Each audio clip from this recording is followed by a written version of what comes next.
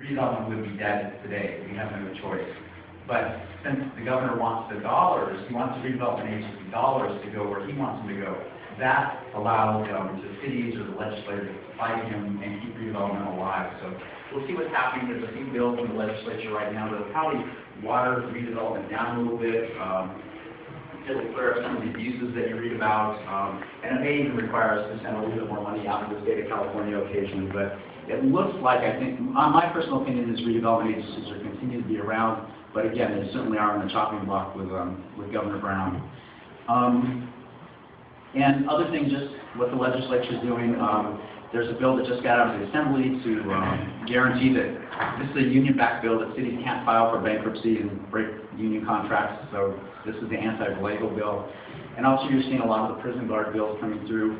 So in the past, if a state or county had a prisoner, you could send that prisoner maybe to another state if that state can house that prisoner more cheaply.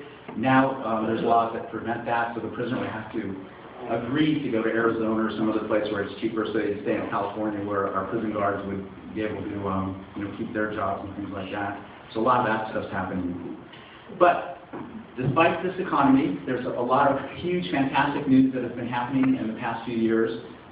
We just presented a public works report to the City Council, and in the past 3 years, we've spent probably $411 million in infrastructure needs in the city.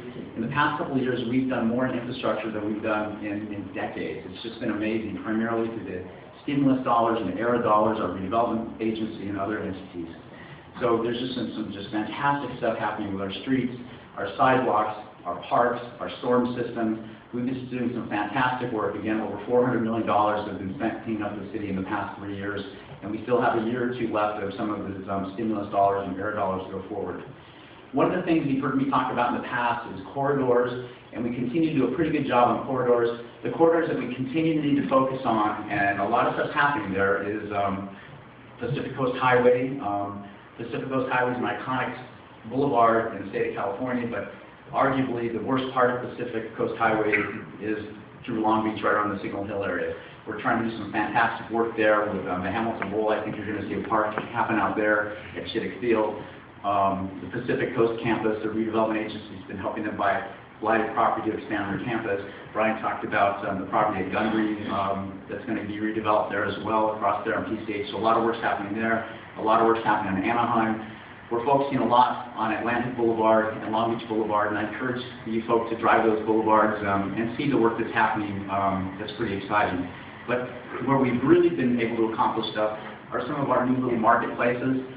Retro Row on 4th Street has really popped out in the last couple of years as we've not been there between Junipero and Cherry. The Broadway corridor is stretching out almost between the shore and the downtown, so it's almost one huge commercial corridor. Bixby Knolls is kind of a municipal miracle what's happening there. With the Expo building up on Mr. Foreman's properties, there's just fantastic stuff happening there on California Heights if you've driven through there. Those streets, like if you're going on Long Beach Boulevard north of 405, it's probably the prettiest part in the entire city until you hit Del Amo. And then when you do hit Del Amo, if you go up there right now, we're in the middle of a $4 million street rehabilitation project that will take you all the way to the 710. That's going to put street medians in, asphalt streets, fix the sidewalks, street trees, and we're right in the middle of that project. So that's a fun thing to drive through now, is see all that construction happening, again, on Long Beach Boulevard north of Del Amo to connect to the 405 freeway. Cambodia Town continues to expand and be a cute little center there. East Village, we've grown East Village. Again, Brian talked about the property at 4th and Linden. That's a fantastic growth to the north. We've added two great little shops called Fingerprints that came out of the shore, and also Berlin Portfolio added a new shop there.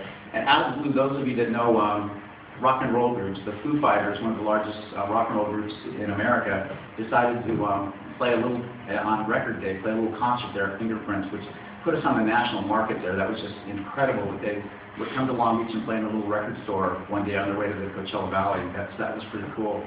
North Village, we continued a lot of stuff there. That's one of the biggest projects we have going at Atlantic and South. Naples continues to do well. Michael's Restaurant, Michael's Pizzeria, some things happening there. A real work of art is the promenade from Ocean Boulevard up to 3rd Street now. Those of you might remember that was basically Homeless Road. It was terrible. We had an amphitheater there, but we've got a new bike station that's going to open shortly, a new downtown park that's right there at First Street at the Transit Mall, and you've got some fantastic things happening on the promenade with the Olson residential project, Lennar residential project, and the Lime residential project. So some fantastic stuff on the promenade right behind Pine Avenue. And then, of course, Paul Foreman has some property up there at the Design District. That's at Coronado and Anaheim. So those of you that have not seen Coronado, just north of Anaheim Street, it's a really cool, eclectic little street. It's an area that just had all these old industrial buildings, and now we're getting all these graphic artists and all these eclectic creative class people transitioning these old warehouses into beautiful, cute little design district buildings and stuff. And they're doing so successful, they were able to attract the food truck mania out of Venice and Santa Monica. So every Wednesday, this goes all through August, so if you guys have not experienced this, it's pretty darn cool. Every Wednesday from, I think, 11 a.m. to 2 o'clock, we have probably 6 of those food vendors that just close the street on Coronado, right at Anaheim. Last week, Koji's was there, Lobster's was there. Like all the big famous food trucks that you read about that are in Venice and Santa Monica and West LA, they come to Long Beach every single Wednesday, and they'll be doing that through August. And we get a crowd of 600 to 700 people there every single Wednesday just enjoying that. So we're kind of on the mark there, so that's pretty cool.